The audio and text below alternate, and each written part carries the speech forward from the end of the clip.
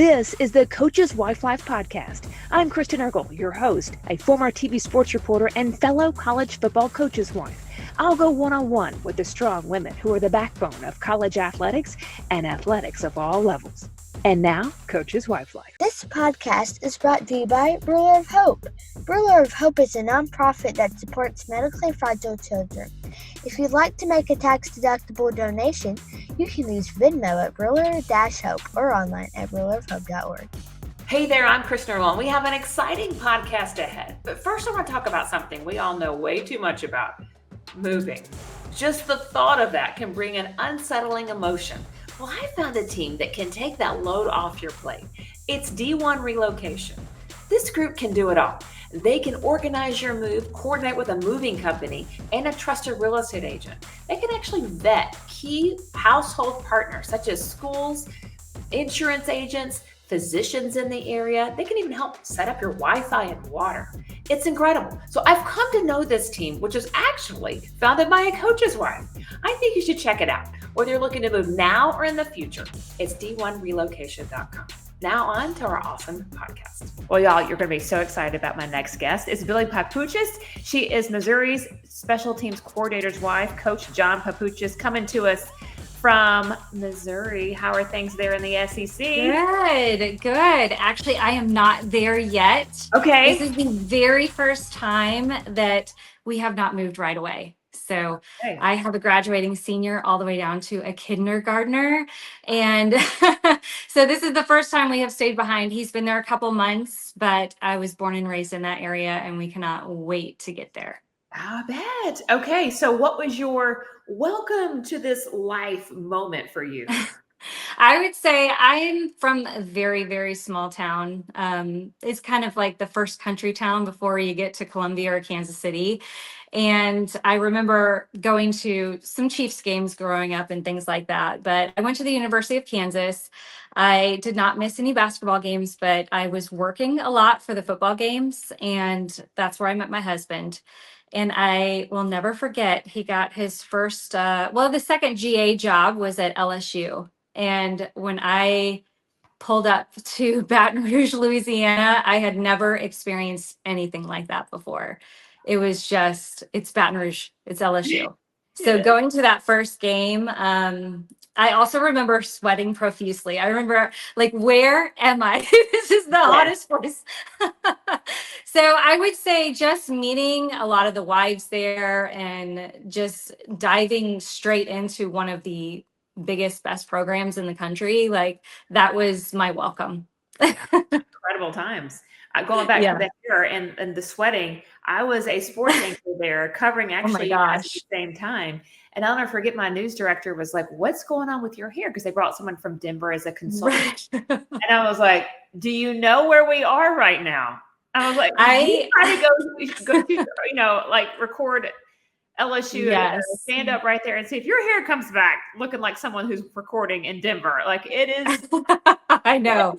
I have very naturally curly hair. I mean, that is literally one of the first things I remember because my KU was only about an hour from my hometown. Yeah. So, I mean, I had not really traveled that far before and never had I been to Louisiana. So, but we have so many great memories just starting off and getting married and starting our family. So, okay. So how did you meet your coach? So we met. I was the athletic director's student assistant. All through college, I worked like 2 or 3 jobs. And one of the jobs I was working all summer long was 4 a.m. I had to be there. And the athletic director would come in every morning to do his workout. And he's just like, at the end of the summer, he goes, "You're in college and you get up at 3 a.m. to come to work." I said, "Yeah." And he's like, "Well, you can come work for me." So I got a job my senior year as a student assistant in the athletic director's office, and the football office was down the hall a little bit. So, we chatted a few times here and there, but we our first date was actually a KU basketball game. So that's a good date. Yeah, it was a great date. We lost. We had like a winning streak and we lost, and we thought maybe that wasn't that great, but here we are. This summer will be our 20-year anniversary. Very cool. So how long did you date before getting married? I think it was a good, not quite at 2 years. Uh-huh. Yeah, not very long. When did you know he was the one? Oh, I don't know. He took me the first time I met the family. Papuchis is Greek, so if you can only imagine, we flew up to. He's from the D.C. Gaithersburg, Maryland area, and his brother was getting married, and I met the whole family, just like in the movie. That's So incredible. yeah, so that was. I mean, I just love his family. I mean, we have such a great time together. So I mean, that was it. And where were you married? In Annapolis, Maryland, in the Greek church. Wow, Hmm. very Yeah, cool. it was beautiful. Yeah. And then had you already moved to LSU? Had you taken that job there? So yes, so we were at LSU, and then I have to kind of remember. Yes, we were there, and then a year later, we were at. He was a groomsman, and one of his very best buddies, coach's wedding, and I'll never forget. We found out that day. It was like on our year anniversary that we were pregnant with our first. Wow. So we went to the national championship, and I was about 8 months pregnant. Um, and then we moved, got the job in Nebraska. So I had four of the babies in Nebraska. Wow. We were Wow. there for a long time, 7 seasons, which is very, very long time. Very long. Yeah. Yes, yes, Okay, so you have a total of 5 kids now. we do. Yes. Tell me ages where everybody is. So Addison is a senior. She's 18. So John left a couple months ago, and my son Johnny went with him. He's 16. He plays baseball. So he has already been playing baseball in Missouri this whole spring. So that's been wonderful. I have a daughter, Sophia. She's 14. She's a ballerina. And then I have a 10-year-old daughter, Riley. She is a gymnast. And then I have the very last little man is Jack, who tries to run the house, but he doesn't get too far past me. Difficult is it? And I've seen families do this where it makes sense to keep one back and finish, and it makes sense to they want to go ahead and start and get their sports involved. How Yeah. long did it go Well, to this is the very where- first time. Yeah, this is the very first time we've actually had to do that. Normally, we all, I can get a house on the market, get it sold, and get there by spring break. That's usually, but this is a brand new thing for us. I mean, it's been almost 20 years, and this is the first time I've ever done this before. I mean, it's been a little long. He's got to come back a couple times, and he will be back for her graduation. And then, as people ask me, like, so is the house is on the market, how are you like running around doing all that? And I was like, just do it. Like, yeah, Just do it it. just is what it is. And then, you got the car, he's going to drive that back with the two dogs, and then the littles are going to go with my mom, and then, I'll stay here while they pack, and then, Yeah. the whole thing. The whole thing. The So whole many moving thing. parts. Okay, so tell me a little bit about your life right now. I know you're involved in pageants. Tell me all of this. Yes, yes. So I've been involved in pageantry for a really long time. It's just something that I have a huge passion for. I owned a dress boutique for about 5 years, and then COVID hit. So that was a good era in my life that I loved, but it was time to hang up the heels on that. And then my two little girls got a little bit older and became very interested in pageantry. So then I turned into a pageant mom, which I have loved and loved and loved. But recently they have been begging me to come back and do a pageant with them. So there's a pageant that I have been involved with for the last 10 years. It's the International Pageant System, and my girls are going to compete as a teen and a preteen, and I'm going as Mrs. Heartland. So I'm so excited about that. Yes. So Yeah. tell me about the prep that goes into that as a mom.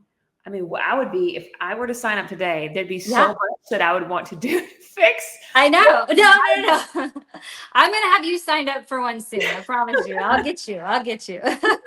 What's so great about it is that the international system is very platform based. And what that means is something that's important to you, a passion of yours that you can share. So, it could be anywhere from community service or being a breast cancer survivor, anything that you want to share that's very personal to you. It just gives you a mission and a voice to be able to share those things. So, for example, I started my own nonprofit about 5 years ago. And what I do is just basically get my family involved with community service. And what that has really turned into is making sure that I'm also educating other families on how to raise their own legacy. And so that's been really important to me. And every family has everybody in your family has their own gifts and talents, and just finding those gifts and talents and showing how little and easy it can be just to give those to others, and just creating that legacy of they'll then create that with their own families one day. What's been some of the unique things you've been able to do with your nonprofit that you're most proud of? I would say we've done 3 like international projects, and that's been really cool. Recently, we just collected shoes, and we haven't got the count yet, but it's for Souls for Souls. And we're going to go drop off these shoes that are going to be donated across the seas. So that one was really neat. And that's just such an easy thing, honestly, that we can do as a family that helps so many people. I would say my daughter's 14. She wrote her own book by some experiences that she had. And then she started dropping her own book off at little free libraries. And then she said, well, wait a minute, I'm going to take the sales of my book and I want to make my own free little library. So she did that, and she donated to the Ronald McDonald House. So it's just kind of like, it's really great to instill those like inspirations in your kids and just say, hey, what's interesting to you, and you can share your own passions in that way. Yeah, because it's about others. I mean, if we sit here and live a 100%. selfish life Yeah, and do all this for ourselves, and what does this create in our kids? I mean, right. you don't want to be around the kids that are just completely No, selfish. You no, know, what a good absolutely not. platform. That is really, really cool. Okay, so when is your pageant? So it's in July. Okay. It is in Chicago this year. So it's actually not going to be very far. It's about 5 hours from Okay. Columbia. So I'm super excited. It's going to take the whole car to pack up 3 girls. You need, what's fun too is just doing it together and picking out the outfits. But I'm a pretty hard stickler with my kiddos on, I push them really hard to be involved in a lot of different things, but then I also make sure they're completely responsible for those things. So they also have to pack their own things. They have to get their earrings. They have to get, so those are just life lessons that I'm teaching them. Same way where I remember when my 16-year-old was into hockey, and he started when he was 4 or 5. I might have looked like the mean mom, but I would never carry his bag. I would never carry his bag. I would not get his stuff. And to this day, I still do that. Like, I make sure that they are very responsible for all the activities that they're doing. Yes. So the mean mama. I mean, in terms of, like, they'll send the moms, here's what the uniform. My daughter plays travel softball. And I go, you want access to this? Because you need to, when we leave for a trip, you have to match up which uniform and plan that and do that, because I mean, I'll help you get it washed because it's probably been sitting there. Right. It's dirty because I'm not great at laundry, but Yeah. it's important for them to understand that responsibility. Absolutely. And done for them. And to respect your time, your money, and your effort that you're giving to them. So that's what's just always, because if you think about it at the end of the day, like, just being a better mom and a wife, I do have my own projects and my own things that I do, right? So if I was running around this house doing everything for everybody else, it's just not going to end well.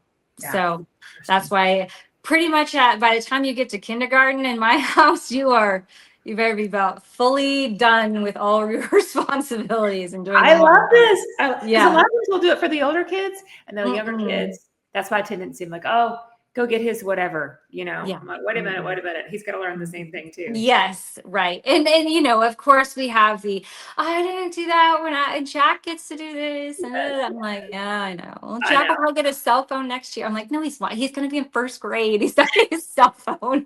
Like, we go through that sometimes too, but it's important for them to, like I said, I'm not going to run around and act like a crazy person and do everything for you on hand and foot. So I love that. Okay. this is not always an easy profession. We'd have times where we're hired and it gets all over the news, and then sometimes we're fired and it's all over the news. What's been Yes. some of the toughest adversity you guys have faced, and what did you rely on to get through those moments? I would say my husband would probably say I am more of the rock when it comes to that. Honestly, he always tells this story. At Nebraska, or where was it? Yeah, Nebraska. I think the day after Thanksgiving, like that morning, and we had a house full of family. All that, they called. Hey, you've been fired, right? And so he comes and he tells me, he's like, "Oh my gosh, like we got fired." Da, da, da. And I said, "Okay, well, you want me to call your mom and tell her? Like, what do you want me to do? Yeah. Like, what should we do now?" 'Cause, like, okay, let's start looking at options. So it's just, for me, I truly, truly rely on God is going to place us where we need to be.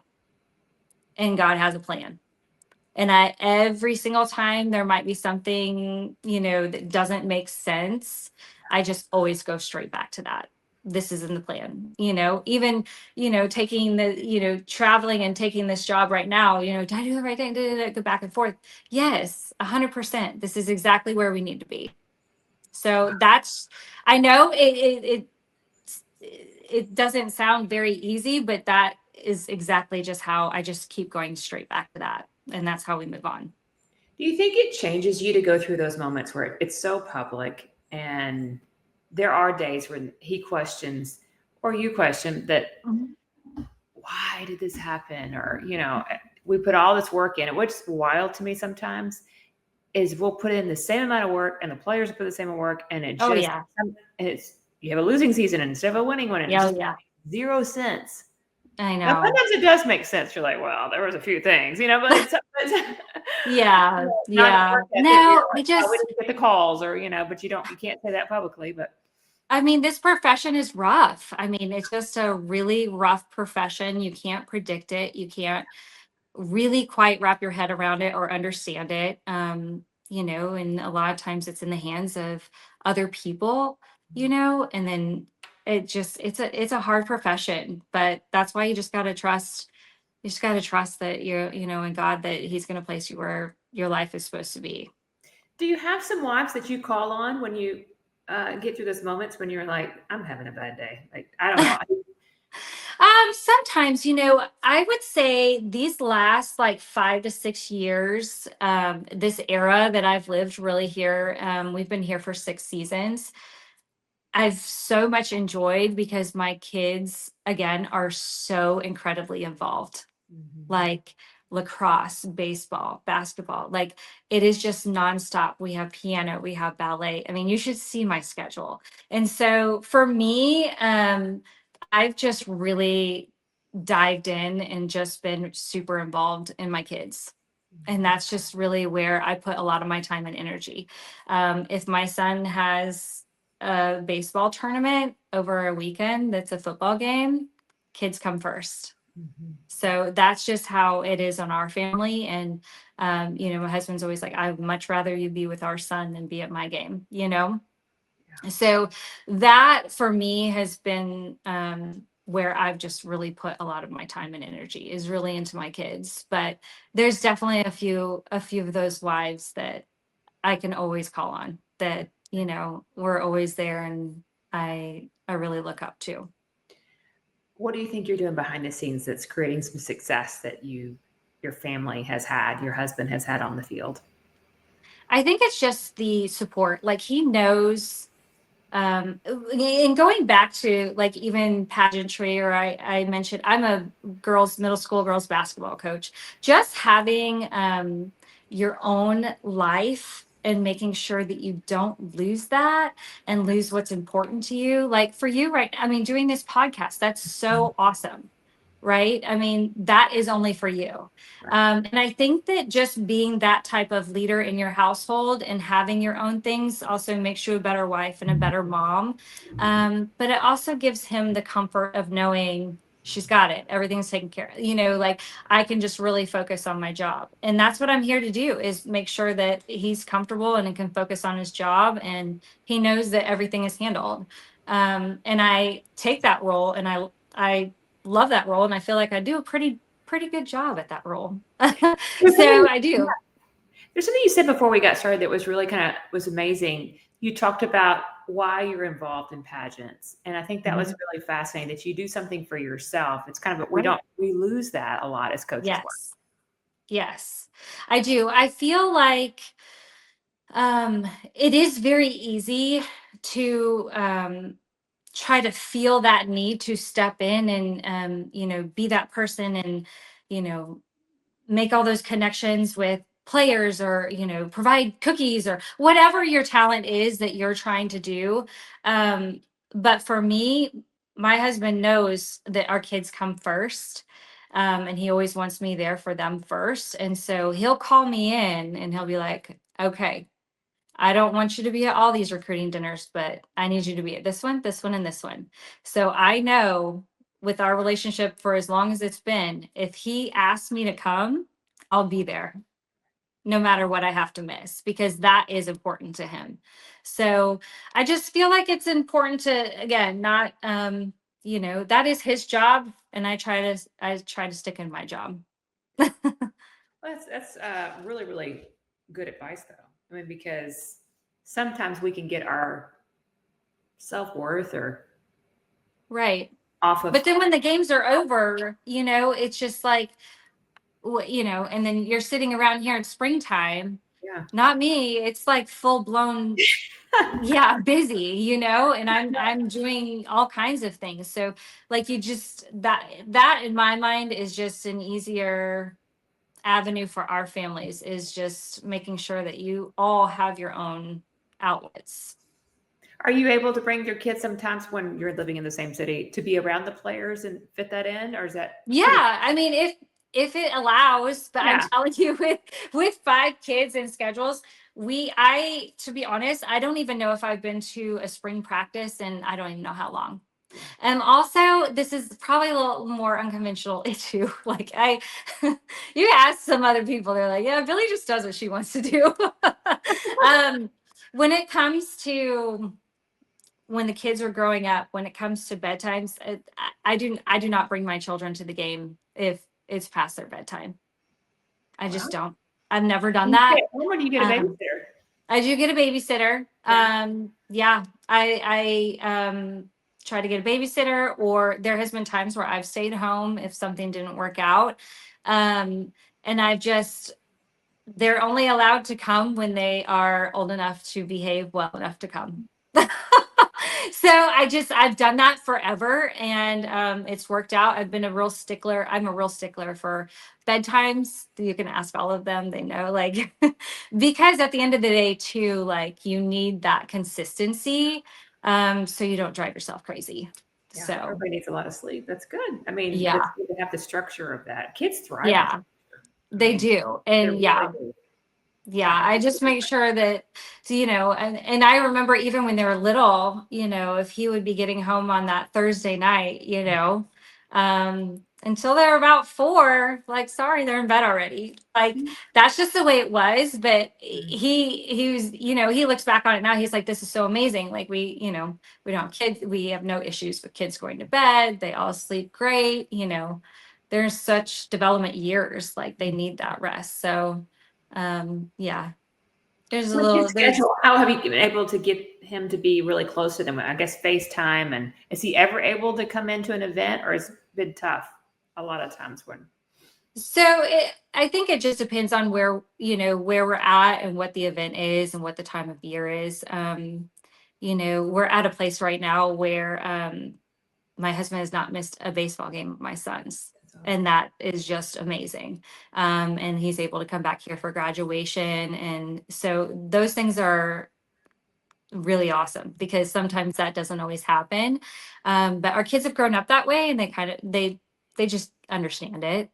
I've never, if I'm not able, if I have to split, I will have somebody somewhere. Like, I don't have my kids without someone. Right. So, and I have my mom comes here like every 3 or 4 weeks. She flies in, which now she'll be able to drive. And my mother-in-law drives up. She lives in South Florida. So now she's going to have to fly to us. But we have very involved Grammy and Nanas. So they come all the time. So that's the thing is like, you surround your kids by so much love. They're not lacking. Not at all. Okay, so how do you make big career decisions? Mm, I don't. I it's easier for me to be like, yes, let's go. My husband he's a very traditional loyalist, so sometimes those decisions are hard for him. But I just think looking at the whole picture and having those conversations. I mean, it was really hard for him to move to Florida because he was so sad that my son had to retire from hockey. And I'm like, it's fine. It'll be fine. He'll play something else, like this is a good move for us. So we should do that. But now look at us now. We're moving to an area where there is hockey, where my 6-year-old is like dying to play hockey now. So, I just think as a family unit too, those things are kind of hard. But this year, the way it's falling for us, we have one graduating, we have one that's already in high school, one that will be entering high school, one will be entering middle school. And at the end of the day, when they're really little, they adapt. Yeah. And my kids are so adaptable at this point. I went K through 12 in the same town, and I just think it's so cool how they have lived in so many different places.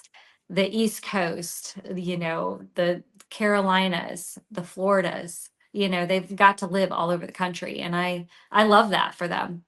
Yeah. And let's talk about it. So KU, LSU, Nebraska, North Carolina, Maryland, FSU. I think I missed one before, after that. What was after FSU? FSU is now Missouri. Missouri. Okay. Yes. You are in Maryland. No. We were for, yes, one season. Okay. But you're in Florida right now. I am right now. Yes. Okay, yeah, you're moving. Sorry, I had this. Trust me. I have to pause and think for a second too. Where am I? Do you ever? I've moved quickly recently. So we were 3 years in FIU and then went to UTEP for a year, and then now we're at A&M Texarkana. And Joshua, yesterday we were on a date. And he said something like, "Do you think those doors will look good on our house?" And I closed my eyes. I was like, "What does our house look like?" Have you ever done that? Like, what house are you talking about? Yes. Yeah. We've been here 6 seasons, and which is again a long time. So, I mean, we've been grateful. I'm going to miss the Florida sun desperately. Yes. I love, I love the weather here. So that part's a little like, especially the boys they've called me 2 or 3 times and like, Mom, the like sirens are going off. I'm like, oh, the tornado sirens. Yeah. You grew up that way. I was like, I was at KU. I was in my my bathtub several times all through college. Our kids have vivid memories of the tornadoes there. Okay, how do you encourage your husband when he didn't get the job he applied for, which we know they don't actually apply, but they don't really fill out any of that paperwork. How do you encourage when you think there's something that's kind of coming and it doesn't come? Yeah, I know. I always, I still go back to it's God's plan for you. And that's where it's, I know he has visions of doing different positions and growing and being a head coach one day. And I have no doubt that eventually that will happen for him. But I feel like he's where he's supposed to be. Okay. So for you, how do you maintain balance? It seems like your schedule, do you do Google Calendar? I mean, are you okay? So I have an app, and my kids know I'm a little crazy about it, but it's called Time Tree. Okay. So it's called the Time Tree app. And so all of my kids have it, including my husband has it. And they all know if it's not in the calendar, and they're responsible for putting their own things in also. If it's not in the calendar, it doesn't exist. Yeah. So I actually had like an incident almost happen because I forgot that it was May like a few days ago, and I didn't have it all the way updated, and I completely forgot. But my husband took our oldest to the Derby for her graduating present. And it wasn't in the calendar. And And I was out of town, and I'm like, who's going to be here? The only person that's at the house is Jack. He's 6. So we got to work that out. But yeah, that's how I mean, I don't know. I love it. I mean, we have baseball games and banquets and senior stuff. It's just nonstop, but it needs to be in the calendar or it does not exist. Wow. So it's on your phone. You check your app every day. What's Yep. coming up? Yep. Everybody checks it. So I like it. I love the organization. Okay. Yeah. What's a day in a life for you? Oh, goodness. A lot of driving. I drive a lot. I come home. There's a joke. My friend, I was talking on the phone, and I didn't think this was so strange, but I carry my coffee cup without a lid. Like I drink my coffee and I drive every day, and we, talk a lot. And she's like, I just think that's the craziest thing. And I'm like, why? Like so every morning you'll see me driving Sure. around with my coffee. Mug. Yeah, just a mug. I know. I didn't know that was a hidden talent, but apparently it is. Yeah, I don't know how you do this. I don't know. I'm just a professional driver, I think. But, I drop the kids off. I come home. I try to get my workout in. Just keeping up with emails alone, staying on track with getting all of my pageantry work done and my service work.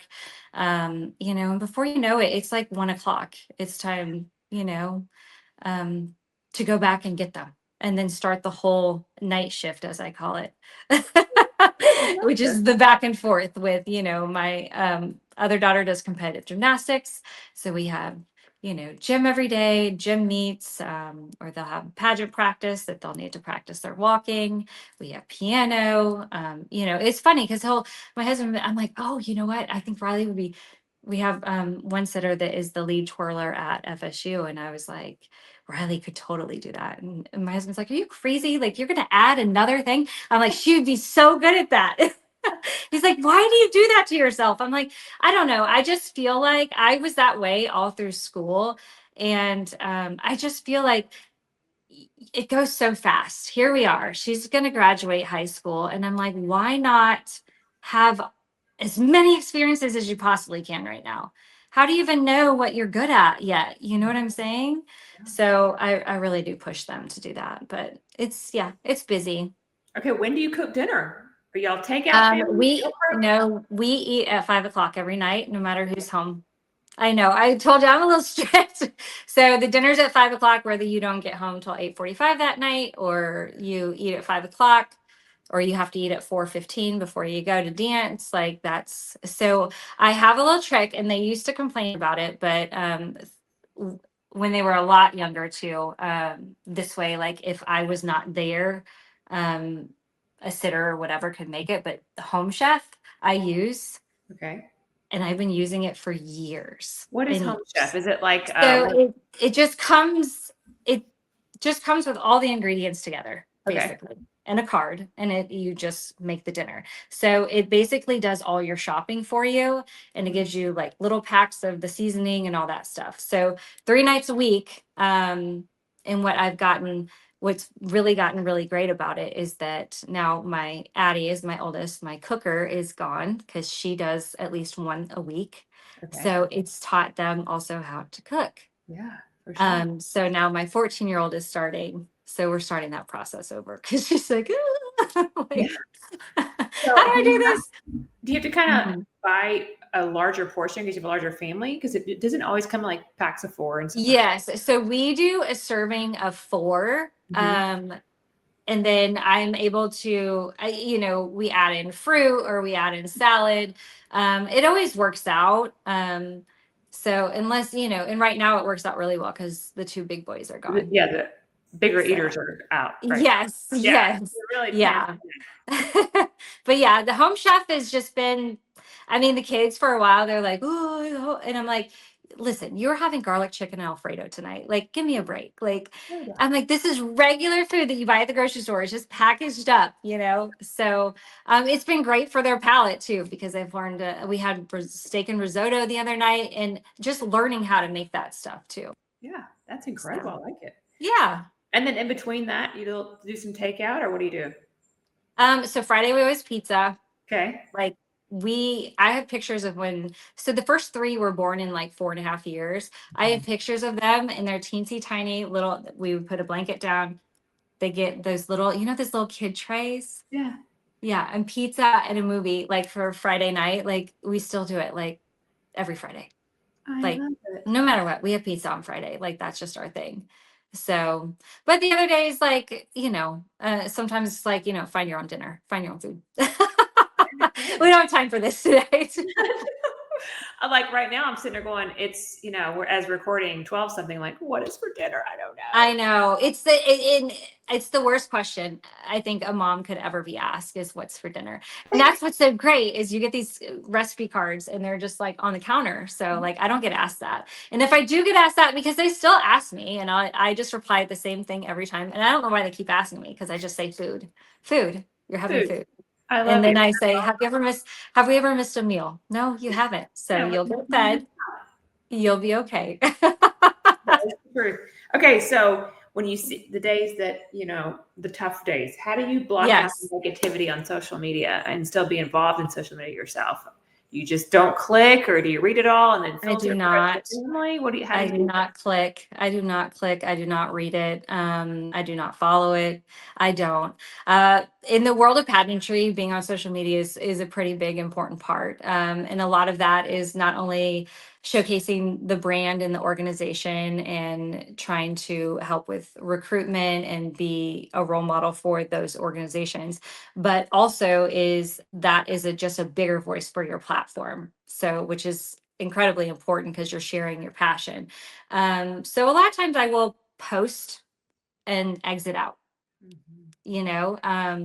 I think that that's really important. We do, now that the two older kids are a little bit older, we will sit down sometimes and read the mean tweets because it's just, we'll be in tears.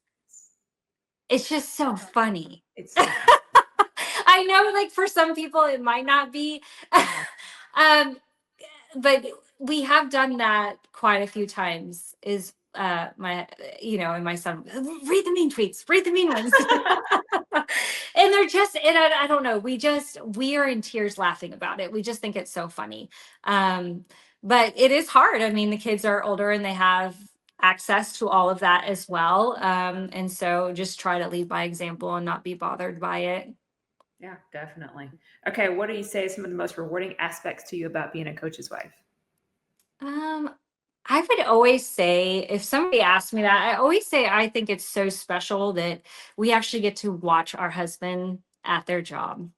There's so many other wonderful professions out there, being a lawyer or a doctor, we don't get to go in the operating room or the court, but we get to go there and this is entertainment for so many people and so many people love this sport. And so I think it's so cool that we get to be part of that. We have a lot of sacrifices that come with it, of course, but how neat the kids get to go to bowl games and they get to go to away campuses and visit. They get to develop friends from all over the country as well. So I just think it's a very it's a hard profession, but there are also some really great things that you get from it. All right, rapid fire. You ready? Oh, sure. Okay. Who's the most famous person in your phone? I saw that when I was trying to think. I would say probably one of the biggest dress designers in the pageant world. I have her phone number. Nice. What's one item on your bucket list you have checked off and one left to check off? I would say the Derby. My husband and I did go to the Derby 8 years ago. And then I know this is like crazy, but in my tiny town, we had Japanese as a foreign language, and I have always wanted to go to Japan. I haven't been yet, but I don't know why. I just want to go see that culture. Best concert you have attended? I would say it's a cross between. I've been to Taylor Swift, but I really back to my roots. It would be George Strait in Vegas. Yeah. Good old George. Okay, best stadium outside of your own, so outside of Missouri. What's the best stadium? I would probably say the LSU. that was, and maybe that just sticks in my mind because of the shock that I experienced when I went there. But that's a pretty cool night game at LSU. Is pretty awesome. Who are the last three people you have texted? Oh, my son, my daughter, and my husband.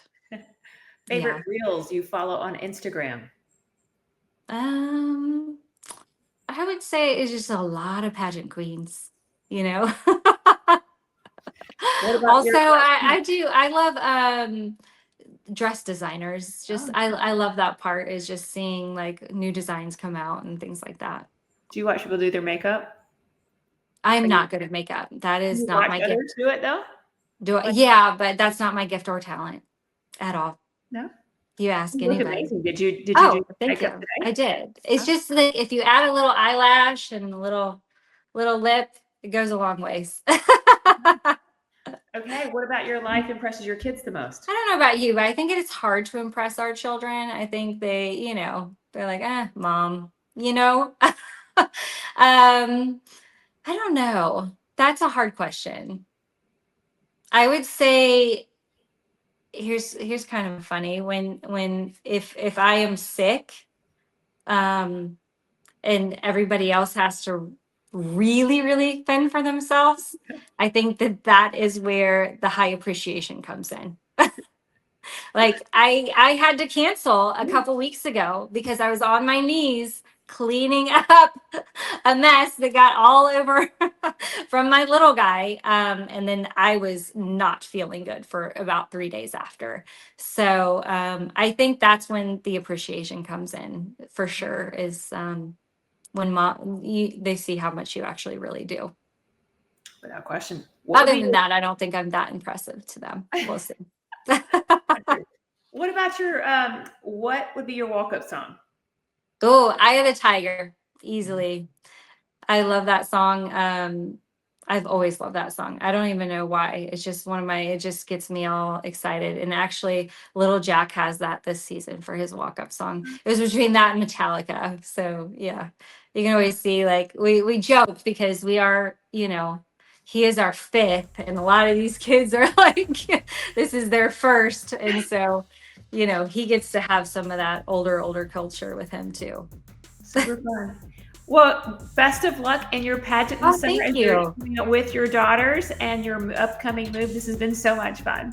Yes, thank you for having me. This has been great. This podcast is brought to you by Ruler of Hope.